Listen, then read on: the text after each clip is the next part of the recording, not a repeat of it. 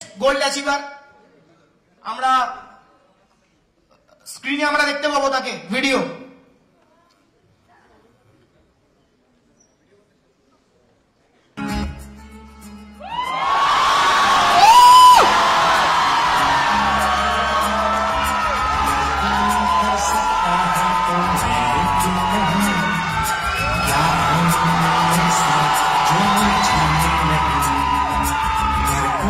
कर सकता है तो मैं क्यों नहीं, क्या है ऐसा जो मुझ में नहीं, झांक ले अपने भीतर खुद से आप पूछ ले, कैसी चाहे जिंदगी खुल आंखों से देख ले।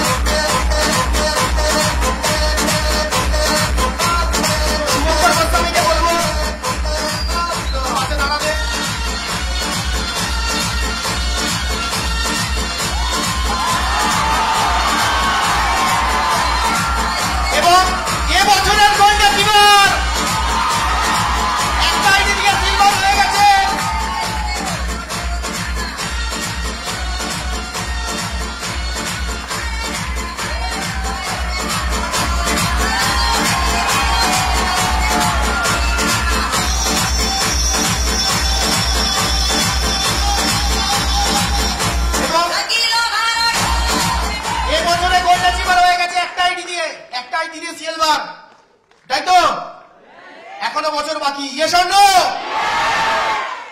Next gold achiever mister Shubhankar গোস্বামীকে বলবো কিছু তার এক্সপেরিয়েন্স দেওয়ার জন্য।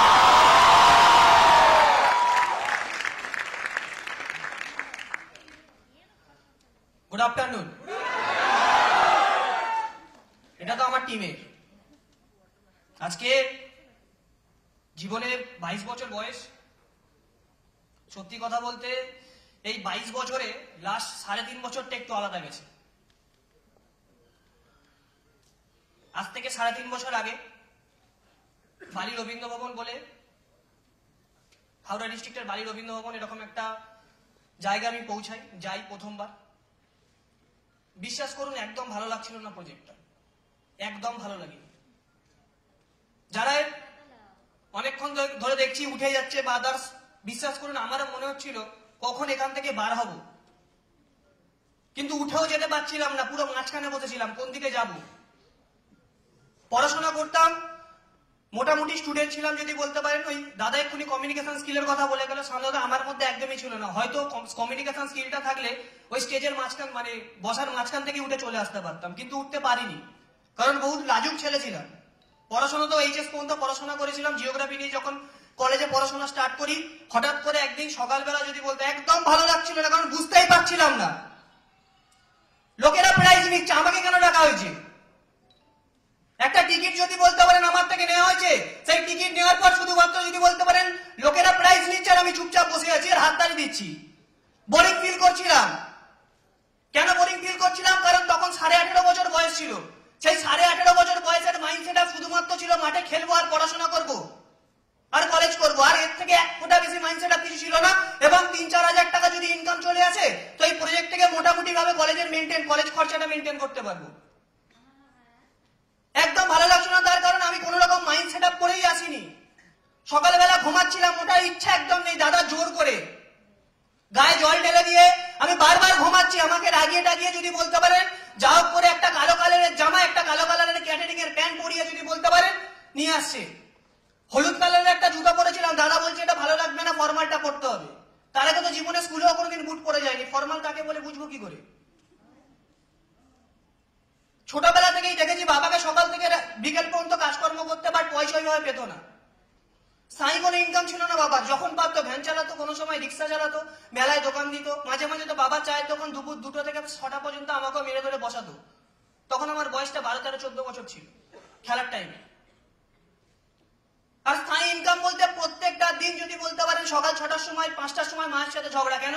ওই মাঝে মুড়ি ভাজতো না, একটাই তো ঘরের ভিতরে যদি বলতে পারেন একটা মুড়ি ভাজতো, ওই যে আঁচটা দিত না, খুব কষ্ট হয় ওই ধোয়াটাতে। আমার যদি বলতে পারেন সাফোকেশনের প্রবলেম আছে, তো প্রতিদিন সকালবেলা মায়ের সাথে ঝামেলা হতো। বাট তখন ফিল করতে পারতাম না যে মা যে মুড়িটা ভাজছে এত কষ্ট করে ভোর 4টের সময় বেলা 11টা 12টা গরমকাল পর্যন্ত আমারই তো জন্য ভাজছে, যাতে আমি একটু পড়াশোনা করতে পারি। ফিলটা করতে পারিনি সেই সময়।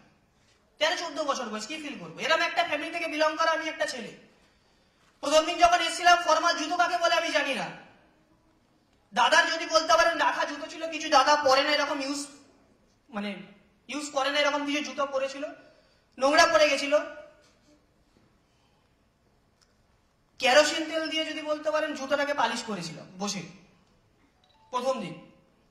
ওই কেরোসিন তেল করে যদি বলতে পারেন, এবং দাদার 8 নম্বর পা, আমার 7 নম্বর। তখন তাও 7 হতো না, 6.5-6 এরকম পা ছিল তখন, এখন 7 লাগে। তো দাদা বললো ওটা পরেই যেতে হবে। আমি দাদার সাথে ফের ঝামেলা করলাম যাতে না যেতে হয়, কারণ কোথায় যাচ্ছি জানি না। তো অনেক কষ্ট যদি বলতে পারেন, এবার বুঝতেই পারছেন স্মার্ট ভ্যালুড অ্যাসোসিয়েট নিয়ে যাবেই আমাকে। Yes or no? তো ওই দাদা কিছু ন্যাকড়া কাপড় সামনে জুতোর সামনে গুছিয়ে দিয়ে যদি বলতে পারেন ওই 8 নম্বরের জুতোটা ঠিক আমার পায়ে 6.5 নম্বর করে দিল। স্মার্ট ভ্যালুড অ্যাসোসিয়েট সব পারি। Yes or no? তো দাদা করে দিল। ওই জুতো পরে যদি বলতে পারেন এই প্রজেক্টে প্রথম দিন আসা, কিচ্ছু বুঝতে পারিনি। কেন বুঝতে পারিনি? কারণ আমি যে এলাকা থেকে বিলং করি যদি বলতে পারেন, এবং আমার যা ফ্রেন্ড সার্কেল ছিল, প্রতি বছর স্কুলে 4 হতাম, প্রত্যেক বছর। কোনোদিনও 3 হয়নি, কোনোদিনও 5 হয়নি, প্রত্যেক বছর স্কুলে 4th বয় হতাম। বাট জীবনে বিশ্বাস করুন, আমি যে এলাকাতে থাকি আমার এলাকার মধ্যে কোনো ভালো কলেজ, কোনো স্কুল নেই। সাউথ 24 পরগনা, আখড়া মহেশতলা থেকে যদি বলতে পারেন আমি বিলং করি। আজকে কাজটা পুরো ওয়েস্ট বেঙ্গল থেকে করি। তো প্রথম দিন যখন এসেছিলাম এত কিছু দরকার ছিল না, বুঝতে পারছিলাম না, কিন্তু একদম ভালো লাগছিল না। অনেকক্ষণ প্রোগ্রাম দেখতে দেখতে দেখতে দেখতে একটা মানুষ, মিস্টার দেবাঞ্জন সারেঙ্গি, ওই একটা কথাতে যদি বলতে পারেন আমার এই ব্যবসাটা ভালো লেগেছিল। দেবাঞ্জনদের কথাই ভালো লেগেছিল না, একটা পয়েন্টে ভালো লেগেছিল, 2.05 করোড়। ওই জিনিসটা আমি ভাবছিলাম 3,000 টাকা 4,000 টাকার জন্য আসছি, যেখানে যদি বলতে পারেন ভালো কিছু খাবার দাবার এবং ভালো কিছু জামা কাপড় পরার জন্য যদি বলতে পারেন মা বাবাকে প্রতিটা মুহূর্তে ফাইট করতে দেখেছি, নিজেদেরটা হতো না, আমার দাদারটাই করাতো যদি বলতে পারেন। সেই লেভেলের ফ্যামিলি থেকে বিলং করে একটা ছেলে। বাট দেখবেন প্রাইসটা যে এরা নিচ্ছে, বা আমি দেখছিলাম সবাই যে প্রাইসটা নিচ্ছে, প্রায় 2.5 ঘন্টা পরে যদি বলতে পারেন এটা ফিল করতে পারলাম, আচ্ছা প্রাইস তো এমনি এমনি দেওয়া হয় না, তার মানে এরা কিছু একটা করেছে। তো আমিও যদি বলতে পারেন যদি এই প্রজেক্টে থাকি আমারও কিছু একটা হতে পারে। এই বলে যদি বলতে পারেন সিরিজ অফ আপলাইন, তার নাম নেব রীতা কুমারী বিন থেকে শুরু করে দীপঙ্কর গোস্বামী, সাগর আদব, সত্যজিৎ মুখার্জি, পিন্টু জয়সওয়াল, গৌতম সাগর ধানু, সৌম্যদীপ দাস, দেবাঞ্জন সারেঙ্গি। এটা ছাড়াও স্মার্ট ভ্যালুর অল সাপোর্ট সিস্টেম যদি বলতে পারেন ছিল বলে আজকে আমি এই জায়গায় এই সম্মানে যদি বলতে পারেন এসে দাঁড়িয়েছি। প্রজেক্ট থেকে কি করেছি? বেশি কিছু করিনি, কিন্তু আবার যদি 18.5 বছরের যদি বলতে পারেন সেই মাথায় সেই মেন্টালিতে চলে যান, তাহলে বহুত কিছু করে ফেলেছি। বাট আজকে এই প্রজেক্টে এখনো পর্যন্ত 2টো বাইক কিনেছি, ল্যাপটপ কিনেছি, 12 থেকে 17 খানা যদি বলতে পারেন 5 স্টার ঘুরেছি, বহুত ন্যাশনাল ট্রিপ গেছি, থাইল্যান্ড ট্রিপ পেয়েছি। আজকে তো 22 বছর বয়স, আমি জানি না 22 বছরে একটা মানুষ ঠিক করে মার্কেটে দাঁড়াতে পারে কিনা। আমার পাসপোর্ট আছে, শুধুমাত্র স্মার্ট ভ্যালু ছিল বলে। আমার পাসপোর্ট কেন, আমার বাবা মায়ের প্যান কার্ডও নেই, মায়ের প্যান কার্ডটা তাও রেডি করেছি। এইগুলো তো হয়েছে, বাট এগুলো হতে হতে যদি বলতে পারেন আজকে খুব হাসি লাগে, ফিল করে। যখন প্রথম দিন ব্যবসাটা করতে এসেছিলাম, বহুত লোক বহুত কিছু বলেছিল, তুই তো একটা বাচ্চা ছেলে, তুই কি করে বুঝবি। বিশ্বাস করুন, আজকের ভারতবর্ষ কেন, আজকে সারা পৃথিবী, যদি ভারতের কথাই বলা যেতে পারে, ভারতবর্ষে আজকে ভারতবর্ষের 95% ছেলেরা বেকার, তার মাত্র শুধুমাত্র গার্জিয়ানের জন্য। রাত্রির বেলা, সকালবেলা, দুপুরবেলা মা ফোন করে এটা বলে, বা আগেও বলতো কিরে রাত্রিরে কি খাবি, সবাইকে বলে এসন্ড। কিন্তু আপনাদের একবার নিজেকে কোশ্চেন করুন, আপনাদের বাবা মা আপনাদেরকে একবার জিজ্ঞেস করেছে? আমার তো করেনি, লাইফে কি হবি। আমি পড়তাম, আমার বাবা মা আমাকে কোনোদিনও জিজ্ঞেস করেনি তোর লাইফে কি ইচ্ছা আছে। পাশের বাড়ি 11 পাস করা টাকার থেকে বারবার জিজ্ঞেস করতো ছেলেটাকে কি করানো যায় বলতো। এই একটা ফ্যামিলি থেকে বিলং করার পর যদি বলতে পারেন কোনো কথাবার্তা বাবা মায়ের মুখের উপর বলতে পারতাম না, কারণ বললেই তো মার খাবো। তো যেদিনকারে অক্টোবর মাস 2020 সালের 16 তারিখ আমার লাইফের একটা বিশাল যদি বলতে পারেন ঘটনা ঘটেছে। কি, আমি একটা স্যান্ড্রো গাড়ি কিনেছি 6 লাখ টাকা দিয়ে, এবং শুধু গাড়ি কিনেছি, এর থেকে বড় কথা আমার নিজের মাকে, মা তো নিজেরই হয় অবভিয়াসলি সবার, বাঁদিকে ড্রাইভারের অপোজিটে সাইডে বসিয়ে আমি আমার মাকে যদি বলতে পারেন গাড়ি চড়িয়েছি, পুজোতে ঘুরিয়েছি, এগুলো ঠিকঠাক আছে। আজকে আমি বহুত ইমোশনাল, বুঝতে পারছেন তো। আজকে যখন মার্কেটে বার হই, গাড়ি নিয়ে যখন বার হই, 2-1টা সিগন্যাল এরকম থাকে, কিছু বয়স্ক মানুষ ঠক ঠক করে কাজগুলো এসে আমি দিই 10 টাকা করে কোনো সময় দিই, কোনো সময় খুচরো থাকলে 20 টাকা 50 টাকা দিয়ে দিই। কারণ আজকে যদি বলতে পারেন স্মার্ট ভ্যালু না থাকলে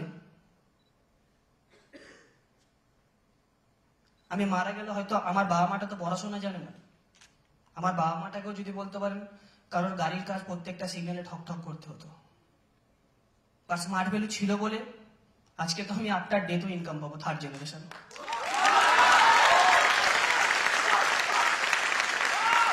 প্রত্যেকটা খারাপ জিনিস একটা মানুষকে দেখবেন শিক্ষা দেয়, প্রত্যেকটা খারাপ জিনিস। কি শিক্ষা দেয়?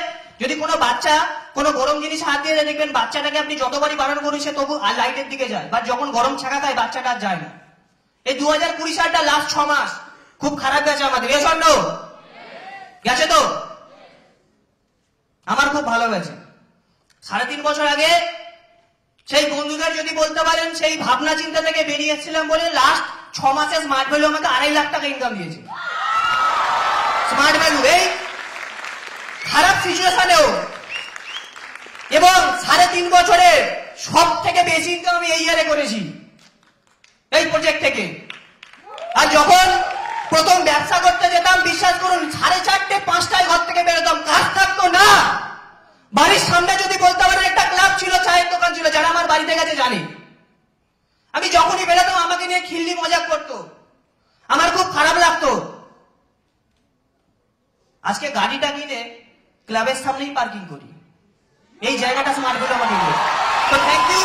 আমার যদি হতে পারে আপনাদেরও 100% হবে। All the best.